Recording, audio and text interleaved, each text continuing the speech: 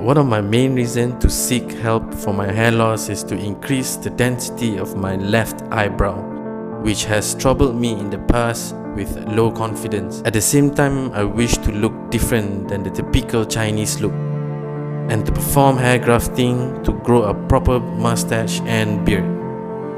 Today's patient is from Singapore.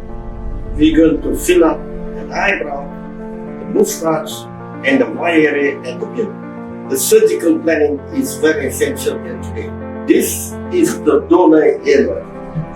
The lower zone here is the nape of the neck. We are going to harvest this, and this is going to go to the eyebrow. The grafts that taken from nape of the neck will be placed on the right eyebrow and the left eyebrow according to the angle and direction. The reason is this hair at the zone here is thin and similar as existing in the eyebrow. To get an eyebrow which is natural, this is the best place to harvest. The upper zone here, the mid-hospital area here, we are going to harvest the graft slightly thicker so that it will match the moustache and the wide area and the beard.